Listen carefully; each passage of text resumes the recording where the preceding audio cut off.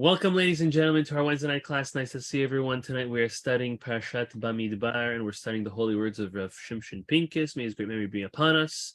And tonight we are going to address, Rav Pincus addresses, why is it that the Sinai revelation had to have taken place in the desert? This is a famous question. There's a lot of different answers. He's going to share two with us this evening. There's many that come to mind. Like for everyone, maybe if you have any more, we could share after the class together. But this is what Rav Pincus has to say. First is as follows. He says, if we look at our Torah, there are so many laws that are dependent and can only be fulfilled in the land of Israel. So it would make so much more sense for the Torah to be given in the land of Israel. Why is it being given in the desert where a whole bunch, dozens of laws cannot be even fulfilled? Secondly, to strengthen the question, the Talmud says, Avira de Eretz Yisrael machkima, the air, the oxygen in the land of Israel provides wisdom. Just simply being there, it's supernatural. Wouldn't that be a good influence, a good spiritual, holy influence on the Jewish people if the Torah would have been given in the land of Israel? So he wants to know, why is it that the Torah was not given in Israel and Hashem, so to say, rushed to give it to them in the desert?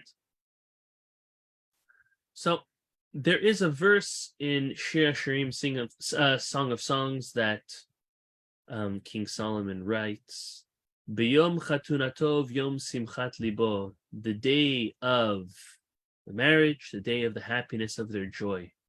And Chazal, our sages, explain, the Talmud says, that the day of the wedding refers to Matan Torah. We're about to observe it next week, Shavuot. The day that we received the Torah was the wedding. It was like the wedding. It was the connection between Hashem and the Jewish people. And what is the glue? What brings us together in a marriage? What brings us together is a ketubah, is a ring.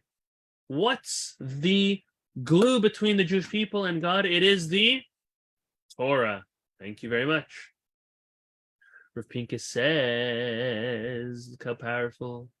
In order for our relationship with Hashem to start off strong, to start off on the right foot, we have to have a successful and everlasting continuation. And the only way to do that is based on the initial union to be strung with no distractions. If the Jewish people would have entered the land of Israel, says Rav Pincus, before they would have received the Torah, what would have happened? They would have all ran to their fields, start planting. They would have all started building their homes, settling their cattle, settling their children and their wives. And no one would have showed up to receive the Torah. Immediately upon entering, wait, Moshe, give us a month. We'll be back in a month. Let's set up our lives. A year, whatever it may be. No way. They'd be too involved. They'd be too occupied. They would have never come back for it.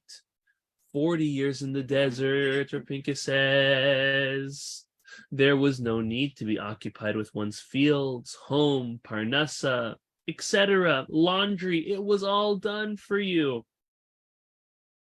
The 40 years in the desert was like the cheder yichud.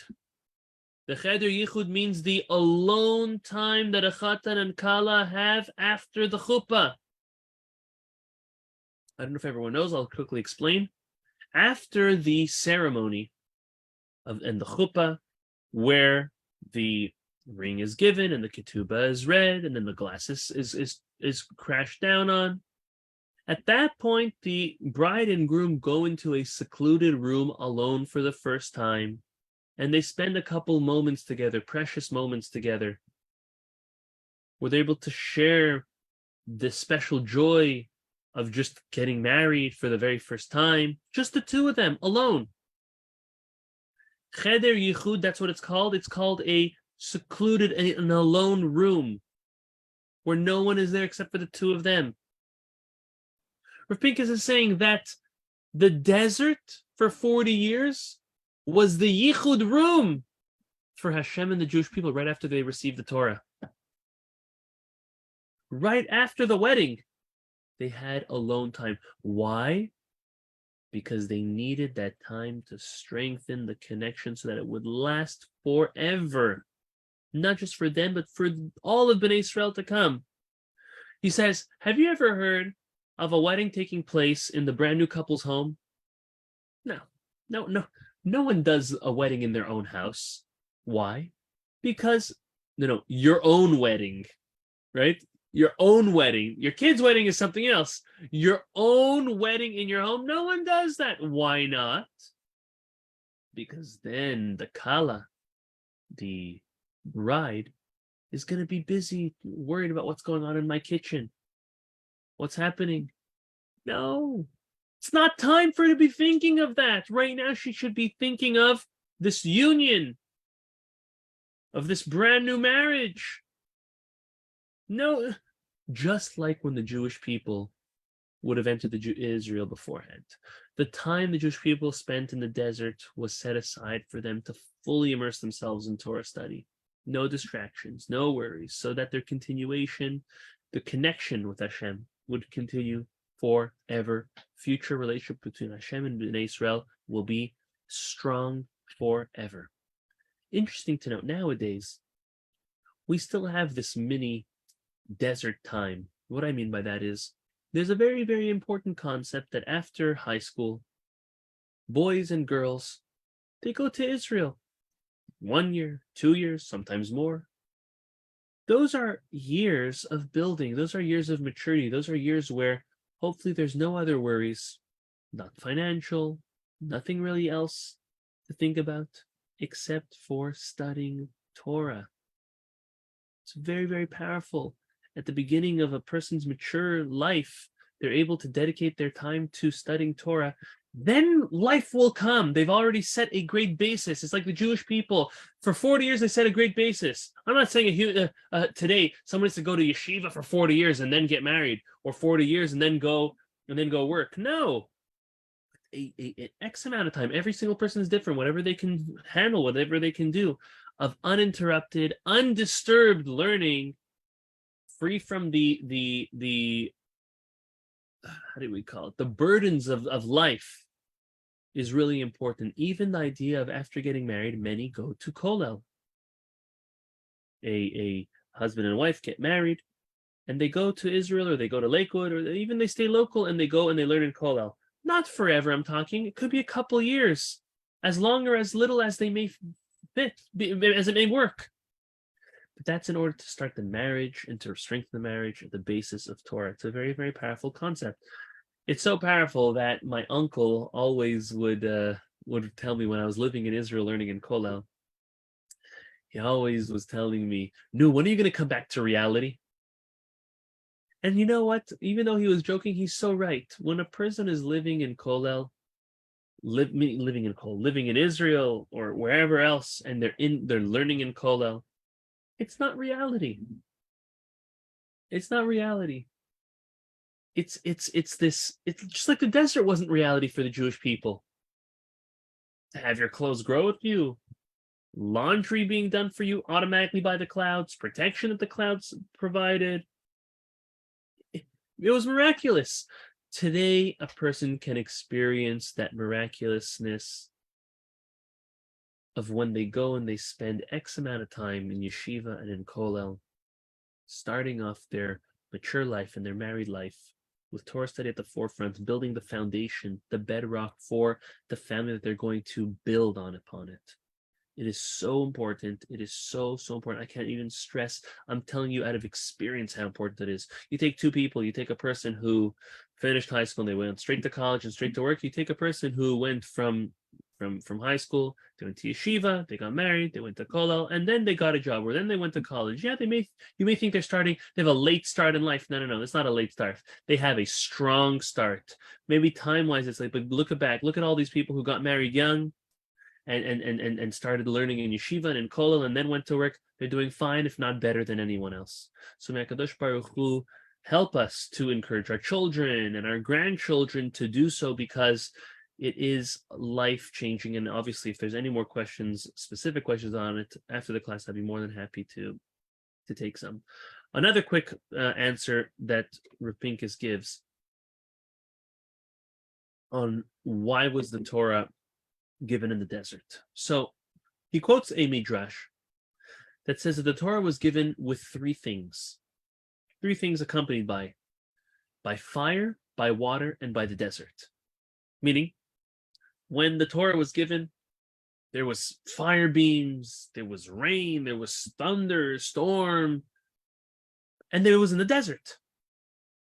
So why was the Torah had to be given with these three things, with fire, water, and in the desert? So the Midrash answers to teach us that just as these three things are free and up for grabs for anyone to take, fire is available at any moment, water is all over the place, desert, no one owns the desert, you could go plop down anywhere in the desert. So too the Torah is available and free for all to take. That's what the Midrash says. It's beautiful. So Pincus says, I don't understand. What does that mean that the Torah is free? Come on.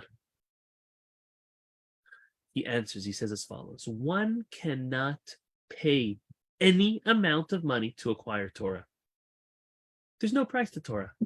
There's only one way to acquire Torah, and that's to toil, to work hard, to understand, to review, to remember the Torah that you learn. It's free, it's available. It all depends on how much effort you're going to put into it.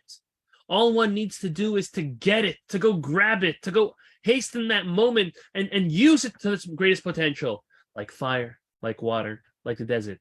They all need to just be grabbed or taken or there. So is the Torah. The Torah was given in the desert to teach us that anyone can be a Torah scholar. Man, woman, born religious, born unaffiliated, it doesn't matter. All one has to do is put the work into it. Like anything in life. When you put work into something, when you spend X amount of time on it, right? It's called a 10,000 hour rule. If you spend 10,000 hours learning Torah, you've mastered it. Now, you haven't mastered everything, but you've now entered into a realm of you can hold your way when it comes to learning, understanding, and explaining. Make sure you have at least that 10,000 hour rule of Torah study and hopefully exceed it and build and build and build. This is why the Torah was given in the desert, because the Torah is there, it's available, it's, so to say, free for anyone. But by the way, there's no other way to get it unless you put in those hours, unless you put in the time. May HaKadosh Baruch Hu bless us, that we will have the will, the courage, the strength, the discipline to spend time and more time learning and growing and reviewing and remembering all the Torah we learned. B'ezrat Hashem. Amen. Amen.